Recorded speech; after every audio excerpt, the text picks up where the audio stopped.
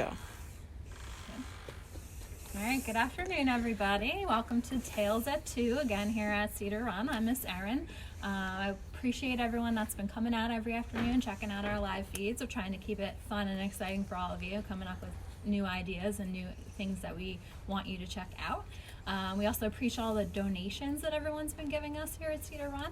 It's really helping with our situation of the Nature Center being closed, but we are still, of course, taking in animals in our wildlife hospital. So continued donations are much appreciated.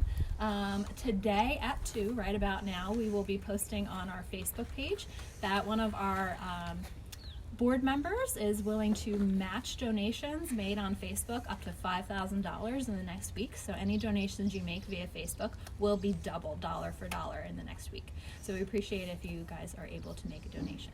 So today we're going to be doing Having a Ball. I don't know if you all can see my friend in the background. We're hanging out with our friend Apollo the turkey vulture. And we're going to be doing an enrichment session with him. So we have Miss Rachel with us. She's going to be sharing a little bit about enrichment, and then we're going to get to see what our friend Apollo is going to get to enjoy this afternoon. Yeah. All right. So, when we're talking about our animals that are in our enclosures full-time, they're here year-round, they tend to get a little bit bored. Some of our animals are a little smarter than others. Some of our animals are a little bit more curious than others. And they do get bored. We had questions yesterday about what Phoebe does when she's bored. And, well, we try and keep them from doing that. And that's the purpose of enrichment. So the enrichment activities that we have are things to get them to do things that they would typically do in the wild that they might not have a chance to do while they're inside of an enclosure year-round. Okay? So certain things are geared towards different animals. Different animals need different enrichment. So for something like a turkey vulture, he is going to be, most of the time, he's going to be looking for, what he's going to be eating, which is dead animals, right? So a lot of his enrichment is focused on getting him to find things or getting him to put his head into things like that. Something that would get him to maybe exercise a little bit, get him to think a little bit, make it just a little bit more difficult for him to get his food, and that makes it more fun for him. Okay? So different activities that we might have for him. I do have this really, really cool dog toy.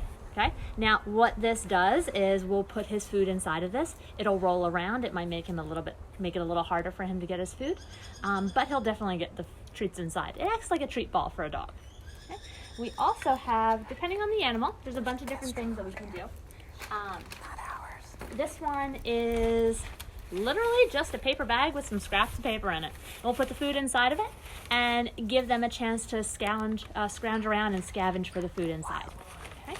So they're looking for that stuff. Okay? What else? We have, hi Jim, some tiny little balls. Hi Jim. Jim is watching.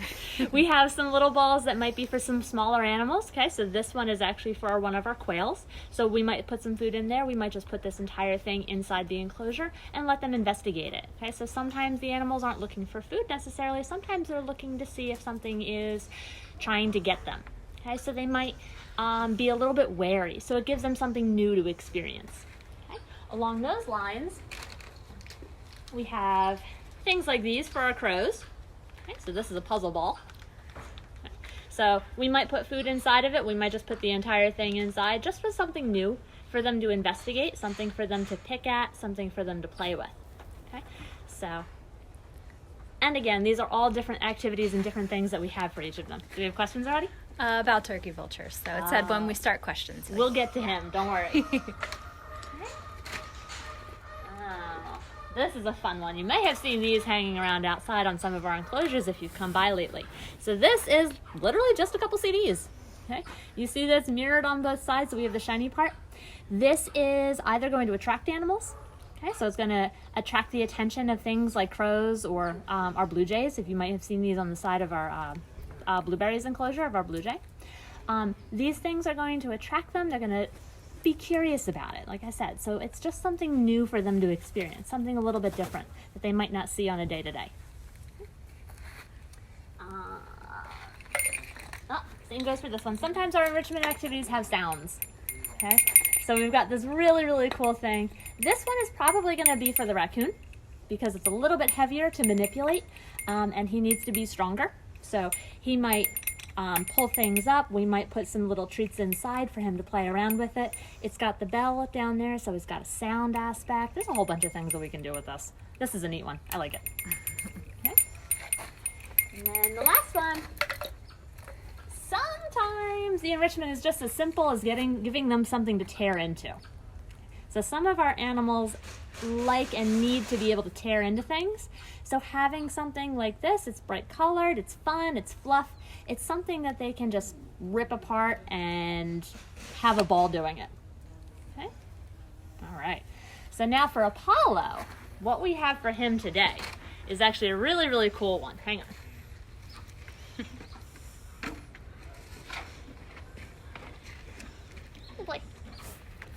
Okay, so this is fun. So you guys might recognize these. They're little play balls. Most toys that you can conceive of for a little child, probably going to be good for some of the animals too. Okay, so in this case, we have the balls. Now he has never seen these before, so we're a little curious to see what he's going to do with them. Now we have put some food in here, so you might see some feathers flying around, sorry. But there is some food in here. That's to attract him to it, okay? But he's gonna be confused. So we'll see what happens, okay? So I'm gonna hand it off to Miss Erin, and we're gonna see what he does. And that's the whole point of enrichment, is to give them something new to experience. Now, first thing he's gotta figure out is that there's food in there. If he doesn't figure out there's food in there, well, we might have to show him. We might have to teach him how to work with the enrichment. He's very interested in something outside. That's true. So some of our animals are very interested in things, like Rachel said, that make noise or feel differently or even smell differently. In the case of a lot of our animals, food is a big motivator. So anytime there's food involved, it usually gets them a lot more excited about it. So in the case of Apollo, his food he's finding with his nose. So until he realizes something's over there, or we physically show it to him, it might take him a little bit to move his way on over to check out the balls. And we're all kind of hovering in his house, so that might take a little bit too. Yeah. Any questions from you guys while we're waiting to see him investigate it? Gregory would like to know if turkey vultures have any predators. So turkey vultures are kind of at the top and the bottom of the food chain, right? They get to eat all of the dead animals out there.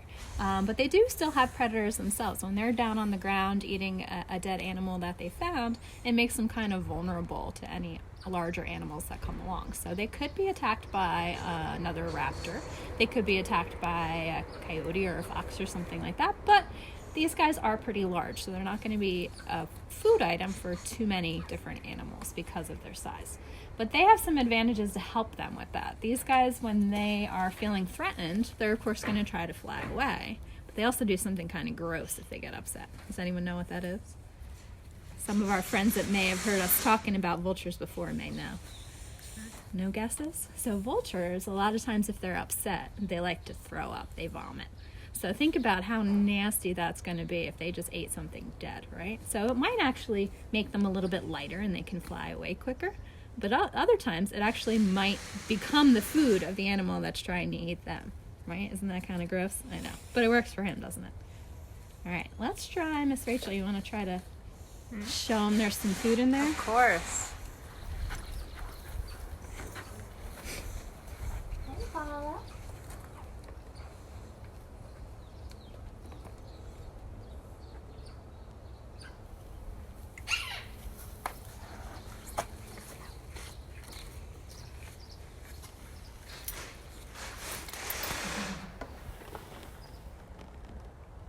Paula.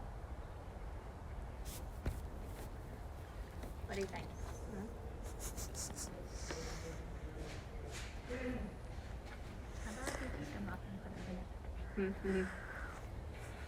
Someone asked, do the vultures hold out their wings to warm up in the sun?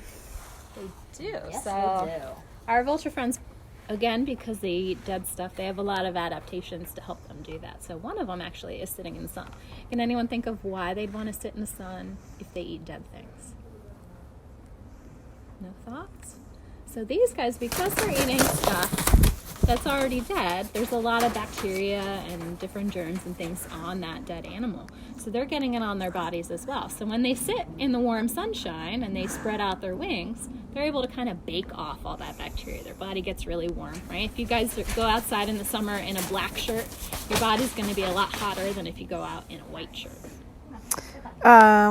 Someone would like to know what the difference between Apollo and Ursula is. Oh, good one. So if you've ever been to visit, or even if you haven't, we at Cedar Run, we have a couple different turkey vultures, like Apollo, but we also have a black vulture. Her name is Ursula. And the big difference in them is a little bit in their size. The turkey vultures are a little larger, but they also are a little bit different in their colors. So our friend Apollo, he has a red face. Ursula has a grayish colored face. And they'll do the same jobs. They both like to eat the dead animals, but they just look a little different from one another. So if you guys want to pan around and look at Mr. Apollo, he's showing off for everybody now. So Rachel's going to try to pick him up and put him into the balls and see if maybe we can get him to be attracted to it in that way. We'll see. We can get a good look at him right now because he is really showing off.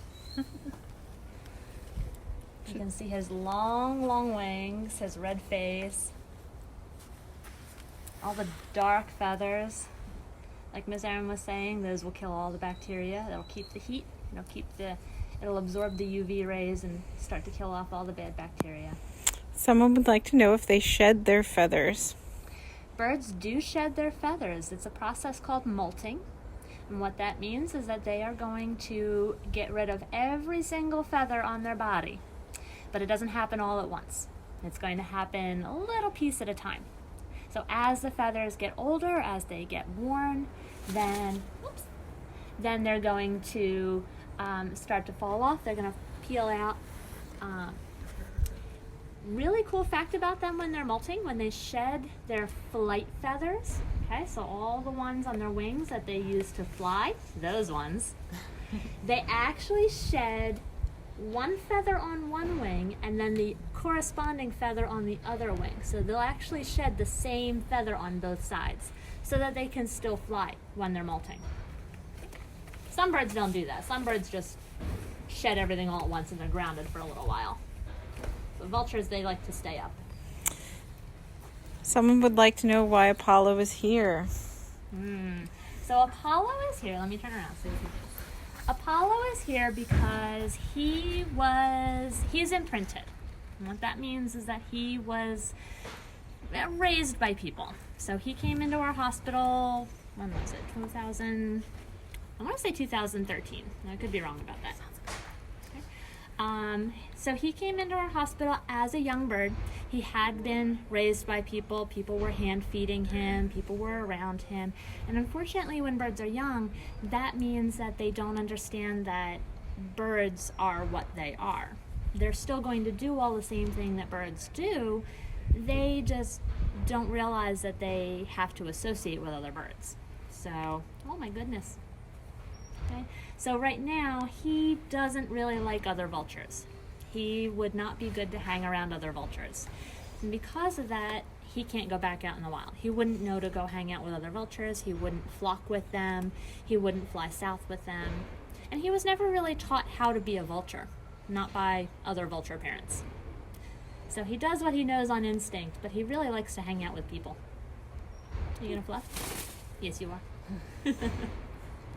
All right. Let's try the ball pit, shall we? Let's give it a shot. Let's see how you do. Let's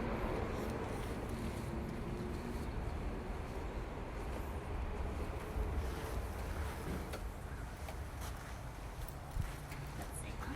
Should I try and put you in? Are you confused? You are very confused.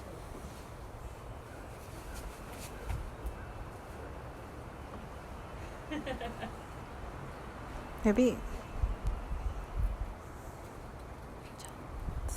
stir them. I'm not too sure about all of this.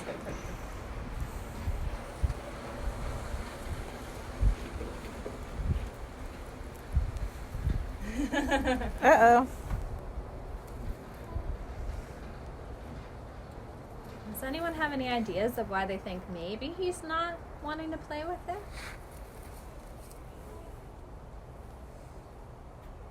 It's kind of tough. I think he's just very confused of why we're all hanging out in his house.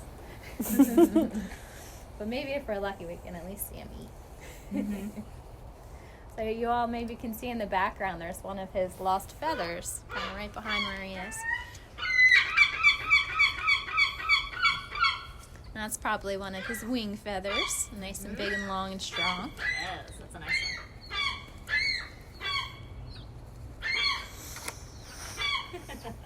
one. Someone would like to know why he's named Apollo. We can do a few more questions while he figures out what's going on.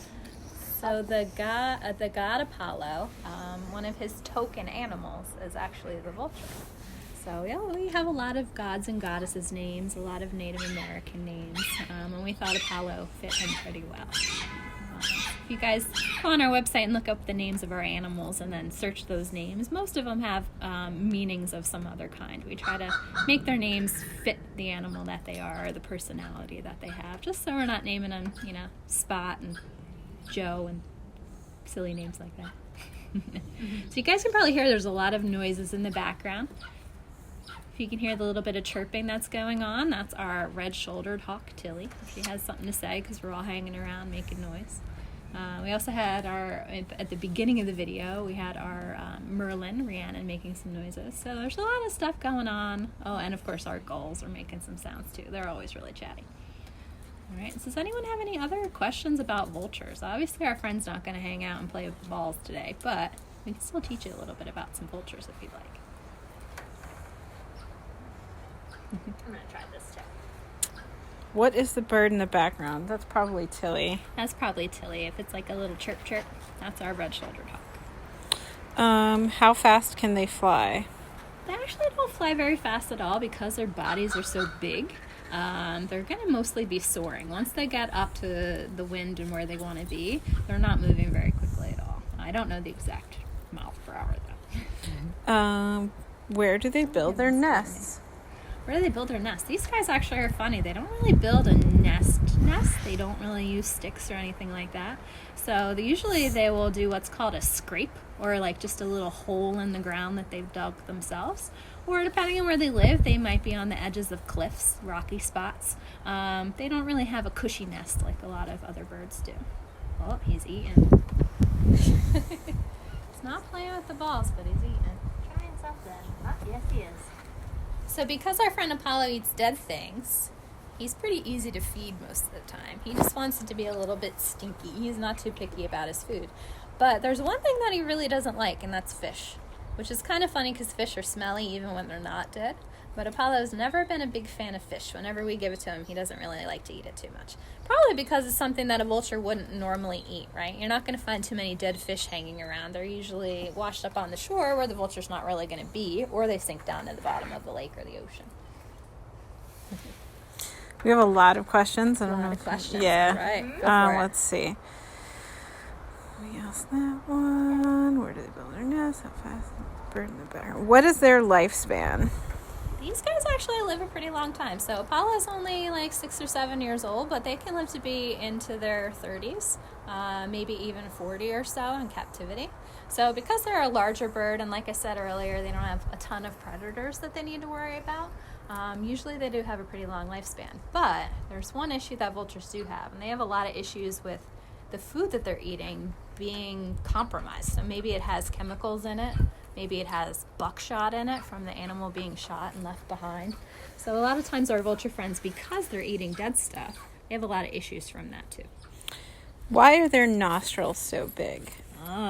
So because he's looking for dead things, he's using his nose. So he needs his nostril to be large, and you can actually look straight through his nostril. Helps him kind of grab a smell a little bit better, but it also helps him keep himself a little bit cleaner. So if this guy happens to get a little bit of gook in his nose, he's able to kind of pop it out using one of his talons. I'm going to try and roll a ball to him, and we'll see what he does. Okay.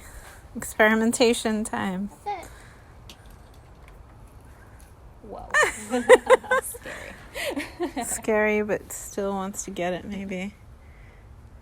And I remember we said that sometimes the enrichment is there just to give them something new, but it's something that they haven't experienced before. So fear is a valid response. You know, he might be genuinely afraid of some of this stuff, and that's okay.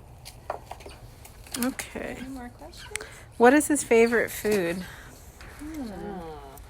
All of the above. Oh, Yeah, everything. Apollo is very much into his food. I don't know. What would you say his favorite is, Rachel? He's pretty fond of rats, and he's pretty fond of the venison. Yeah, I would say Yeah. those are the quickest devoured. Rats and venison. Yeah. Let's see. Do they live everywhere in the United States? They do. So there's lots of different types of vultures, but turkey vultures and black vultures, they do have a pretty wide range. We're not going to find them everywhere in the United States, but we'll find some type of vulture somewhere in the United States because they need to have that cleanup crew no matter where you live, right? They also migrate, so they're also down in South America as well. So some of these birds will actually migrate all the way down to the Andes Mountains and beyond. Some of them, they just have populations down there as well that stay there year-round, just like we have populations up here in the United States that stay year-round and in North America. Do they mate for life? I'm not sure if vultures I do, don't but actually know. they A might. lot of raptors, a lot of the birds of prey do. I'm not exactly sure about the vultures, whether they do or not. And how high can they fly? Thousands of feet. Thousands of feet, yes. Because they're using the soaring technique, they're having their wings out and they're kind of catching like a kite. They do go very, very high up because if the wind catches them, they can go up pretty high. So yeah, thousands and thousands of feet. I think that. Oh, are their feathers soft? That might be the last question on here. They're smooth. I wouldn't say soft like a dog's fur, but they are smooth. Makes him waterproof. So if we were to drop some water droplets on him, they're going to slide right off of his feathers. So not really soft, but smooth. The other thing is that different birds all have different types of feathers. So they have their flight feathers, they have their down feathers, and they have the feathers that, protect the whole rest of their body. So some of their feathers are going to be very, very soft. He's eating now. Some of them are going to be a little harder and stiffer than the others. Like the one feather we showed you earlier was a flight feather. So right now, he's finally getting into his food. Decided he was hungry. Yeah. Alright, so what we're going to do, guys, because Paulo wasn't really into the balls all that much, is we're going to finish up our feed, and maybe we'll be able to get some photos of him, or a snippet once we finish our live, and we'll share that with you all, because I think with all of us standing in here, he might be a little nervous to check it out, but I think he is going to be interested. So thank you, everyone, for coming out this afternoon and joining us again. We will be off for the weekend, but there is, what is it called? Saturday Spring live feed tomorrow. Oh, are 2 they p.m. also. doing a squirrel feeding or something? Yeah. Anyway, so thank you everyone for coming. Hopefully you can join us again on Monday. Like I said earlier, if you're able to donate, we really appreciate that. And hopefully you all can get out here soon. Our trails and our wildlife housing area are still open. Have a good one.